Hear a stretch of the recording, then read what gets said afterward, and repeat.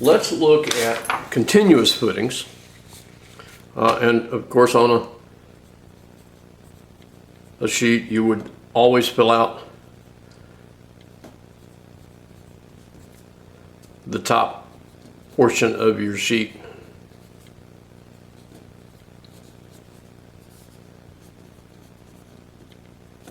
Because if you drop these things off your desk or out of your briefcase or something like that, and they get mixed up with other projects. All right, so when I look at the details for this one, my footing is 1 foot 8 inches wide. The wall is 8 inches thick, and it's centered on the footing. Okay, and I look at my plan, and everything is the same in the house itself. Okay, now out here where we've got grade beams and unexcavated space, that's a little bit different, and I'll address those after a little while. But since these are symmetrical and the same, the easiest way to do your takeoff is to go from center of the intersection here. Move my camera back a little bit. Okay, center of the intersection here, straight down the wall to center of the intersection there. So what I'm doing is I'm taking the full 1 foot 8 wide, but I'm only going to the center of the footing or center of the wall. And what that's going to end up doing is when I come back on the other side, I get one corner that's a void and one corner that's duplicated. So for my estimating purposes, that doubled fills in the hole on the other side.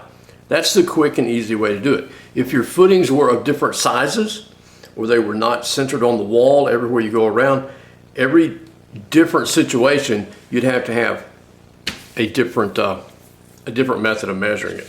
But we're gonna, for this project, that will work really, really good. Okay, so I'm gonna say basement, my length, that is 62 feet for the wall, and it's an 8 inch thick wall, so I'm gonna take 4 inches off of both ends. So that gives me 61 and 4 inches. Okay, and these are all 1 foot 8 by a depth of 8 inches. Okay, so they got that one. Now I want to come over here to this side. It goes straight through 30 feet 4 inches. I want to take 8 inches out of that, so that gives me 30, oh, not 30, 29.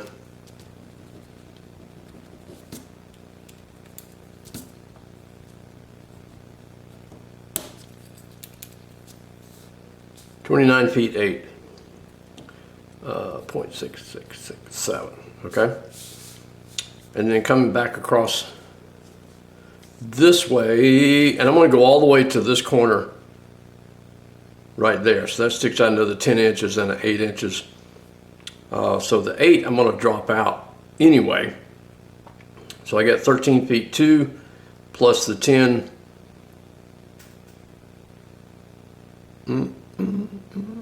It's gonna be 6, because it's 10 inches to the edge of the corner. Yeah, no, that's what I want. So that's 14 feet, corner to corner, and I'm gonna drop out 8 inches, which was this 8 inches right here. Yeah, so that one is 14 feet. So that got me to here. And then it's 2 feet back. And so if I, that's corner, outside corner to inside corner. And so, but I want to go to the center of the wall. So basically what I'm doing is I'm shifting that 2 foot dimension 4 inches back. So it's still 2 feet. And coming across here, that is 7.5 feet outside to inside. So it's still 7.5 feet.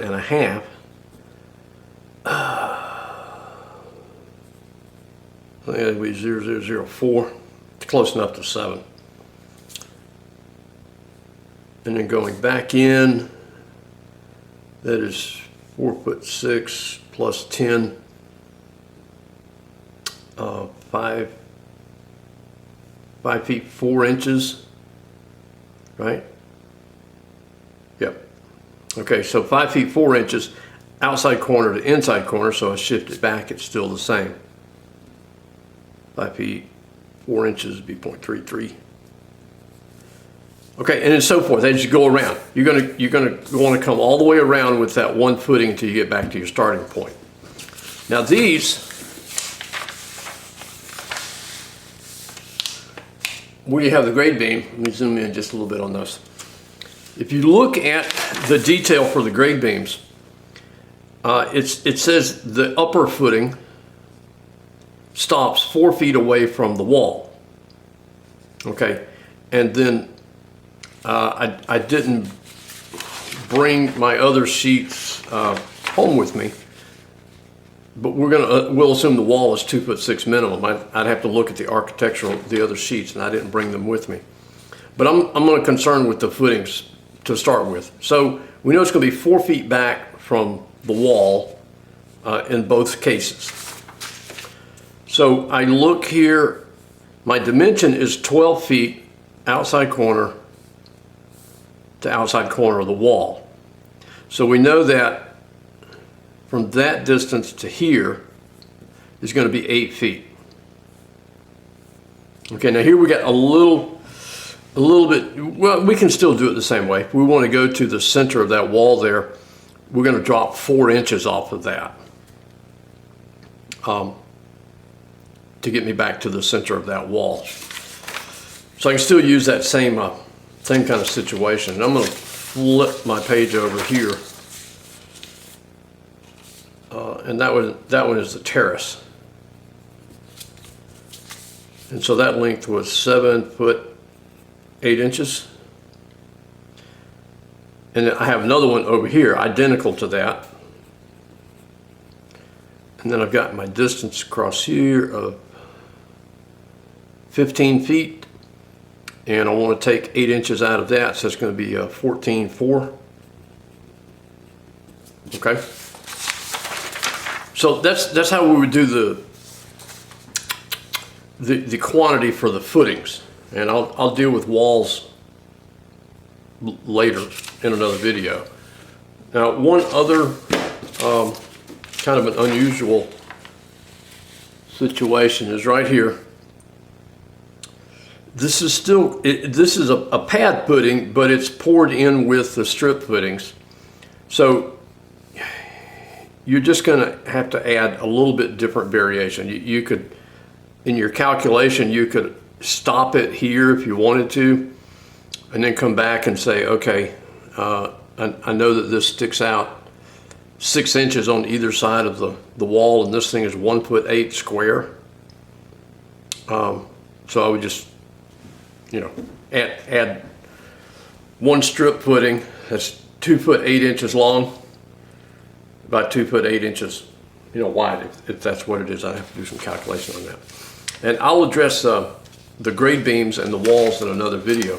But now what I would do here, since these are all the same width and all the same depth, I can add up my length and get a total on my length of whatever it is, multiply it times the width of 1'8"